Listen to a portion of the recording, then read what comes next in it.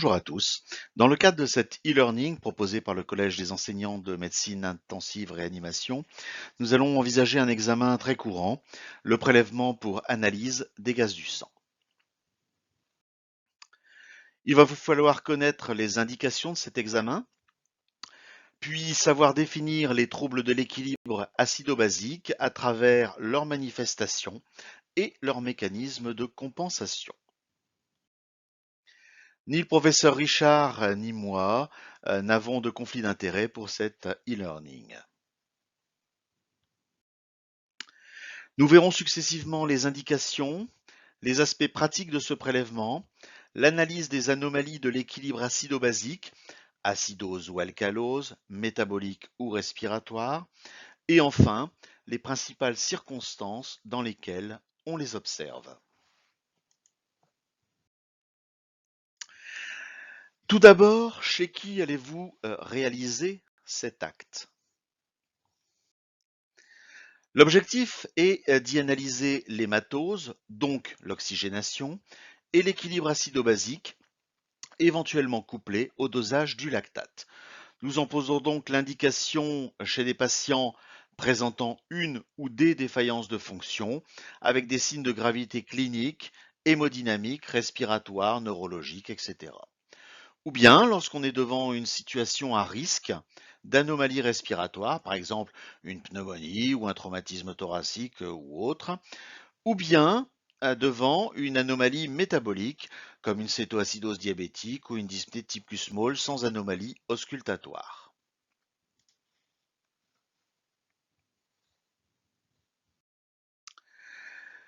Tout d'abord, dans les situations d'insuffisance respiratoire, qu'elles soient aiguës ou chroniques, on les rencontre essentiellement au cours des pathologies respiratoires et cardiaques, eh bien les gaz du sang nous seront utiles pour rechercher et préciser l'importance de l'hypoxémie, ainsi que pour rechercher une hypocapnie, témoin de l'hyperventilation induite par la pathologie, ou au contraire, une hypercapnie par hypoventilation centrale ou périphérique. Dans les situations à risque d'anomalie métabolique, les gaz du sang nous seront utiles pour caractériser de quel trouble acido-basique il s'agit, éventuellement couplé à la recherche d'une hyperlactatémie, mais aussi de rechercher des troubles associés de l'hématose. Les situations pathologiques concernées sont nombreuses. Toutes les défaillances d'organes et notamment les états de choc de quelque mécanisme que ce soit, le sepsis, les pathologies digestives aiguës graves laissant supposer une ischémie ou des pertes massives de bicarbonate ou d'acide chlorhydrique, les complications du diabète, mais aussi certaines intoxications. Nous allons aussi aborder le côté pratique du prélèvement artériel pour la réalisation de ces gaz du sang. Si ce prélèvement peut se faire sur sang veineux lors de l'analyse de situations purement métaboliques, il est le plus souvent réalisé sur sang artériel par ponction radiale, parfois fémorale. Il convient de rechercher en premier des contre-indications comme les anomalies graves de la coagulation, un état cutané local altéré, une fistule artério-veineuse, etc. L'idéal est de procéder au préalable, quand possible, à une anesthésie topique de la peau. Lors d'une ponction de l'artère radiale, vous réaliserez d'abord une manœuvre d'haleine en comprimant simultanément artère radiale et ulnaire jusqu'à créer une ischémie de la main puis en libérant l'artère ulnaire. La recoloration de la main vous signera la perméabilité de celle-ci et des arcades anastomotiques. Vous utiliserez un trocar très fin monté sur une seringue préhéparinée pour ponctionner l'artère avec un angle de 45 degrés dirigé vers la racine du membre en laissant la seringue se remplir sous le seul effet de la pression artérielle. Il faut éviter la présence d'air dans la seringue en le purgeant de suite et transmettre le prélèvement au plus vite pour son analyse. La compression en amont du point de ponction sera complétée par un pansement compressif non circulaire pendant 30 minutes avec un examen ultérieur en cas des complications potentielles. Nous allons maintenant voir le raisonnement diagnostique qui doit vous conduire à l'interprétation d'un trouble de l'équilibre acido-basique à partir de la physiopathologie de cette anomalie. L'équation d'Henderson-Hasselbalch, présentée ici, est le modèle physiopathologique le plus utilisé pour décrire les anomalies acido-basiques. Elle permet de calculer le pH sanguin à partir de la concentration en bicarbonate, CO3H- ou réserve alcaline, exprimée en millimoles par litre, et de la pression partielle en CO2 dans le sang artériel, ou PaCO2, exprimé en millimètres de mercure. Le taux de bicarbonate est régulé par le rein, la PaCO2 est, elle, régulée par la ventilation.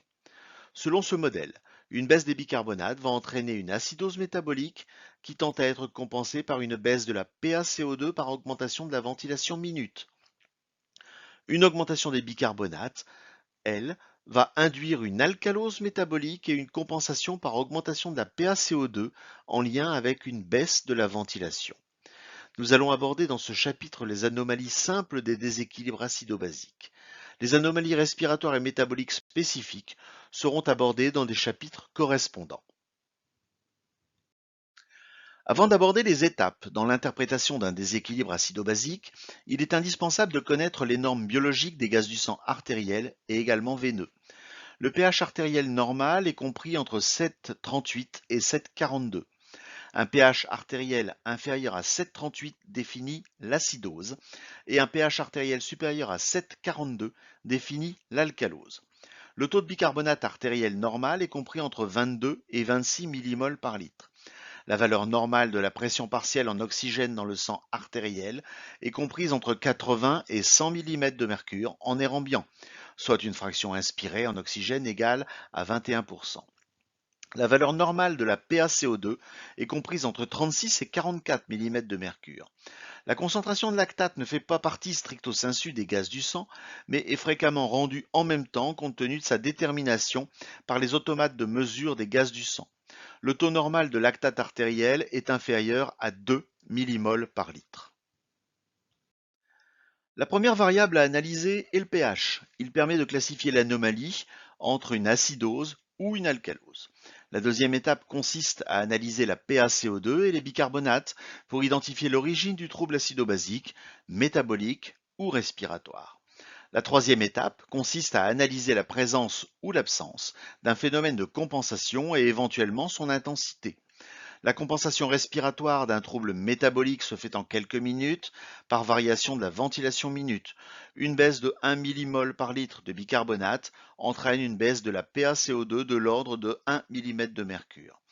La compensation rénale d'un trouble respiratoire apparaît, elle, au bout de quelques jours avec la variation de l'excrétion rénale des bicarbonates. Une acidose métabolique est caractérisée par une baisse du pH causée par une baisse des bicarbonates qui peut être compensée par une hyperventilation entraînant une baisse de la PaCO2. Cette hyperventilation est responsable de la dyspnée de Kussmaul, qui est une dysrythmie respiratoire à 4 temps. Une inspiration profonde suivie d'une pause respiratoire, puis une expiration profonde à nouveau suivie d'une pause. Une acidose respiratoire est, elle, caractérisée par une baisse du pH causée par une augmentation de la PaCO2 qui va entraîner une augmentation secondaire des bicarbonates réabsorbés par le rein. L'alcalose métabolique est caractérisée par une augmentation du pH causée par une augmentation des bicarbonates qui peut être compensée par une hypoventilation entraînant une augmentation de la PaCO2. Une alcalose respiratoire est caractérisée par une augmentation du pH causée par une baisse de la PaCO2 et qui va entraîner une baisse secondaire des bicarbonates excrétés par le rein. Le phénomène de compensation suit les règles suivantes. En situation aiguë, le phénomène de compensation ne normalise pas le pH à 7,40. En cas de situation chronique, plusieurs jours en général, un retour à un pH de 7,40 peut être observé. En situation aiguë, un pH normal avec des valeurs de PaCO2 et de bicarbonate anormaux indique des anomalies respiratoires et métaboliques associées. L'absence ou l'insuffisance d'une compensation par rapport à ce qui est normalement attendu indique que ce désordre est mixte, métabolique et respiratoire. Reins et poumons participent au même désordre acido-basique. Voyons pour terminer les principales étiologies de ces anomalies de l'équilibre acide-base. Les principales étiologies des acidoses respiratoires sont soit secondaires à une anomalie de la commande ventilatoire centrale, principalement les médicaments dépresseurs respiratoires, soit secondaires à des dysfonctions neuromusculaires périphériques ou à des anomalies thoraco-pulmonaires. Les principales étiologies des acidoses métaboliques, elles, sont soit liées à une consommation des bicarbonates en tant que tampon, comme dans la cétoacidose, l'acidose lactique, l'insuffisance rénale ou les acidoses tubulaires rénales, soit liées à une perte digestive de bicarbonate, comme dans les diarrhées.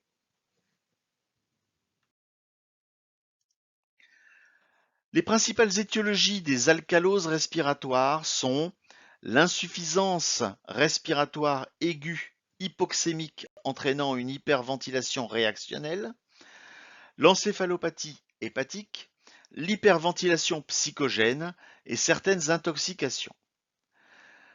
Les principales étiologies des alcaloses métaboliques sont les vomissements ou les aspirations digestives, les traitements diurétiques, l'hyperaldostéronisme secondaire et primaire. Terminons par les messages à retenir. Tout d'abord, les deux principales indications des gaz du sang sont la présence d'une pathologie respiratoire, aiguë ou chronique, et la recherche d'anomalies métaboliques, aiguës ou chroniques. L'analyse des gaz du sang devant un trouble acido-basique repose sur trois éléments. Tout d'abord le pH, puis la recherche de l'origine du trouble par l'analyse de la PaCO2 et des bicarbonates, enfin la recherche d'une compensation et son intensité. Je vous remercie de votre attention.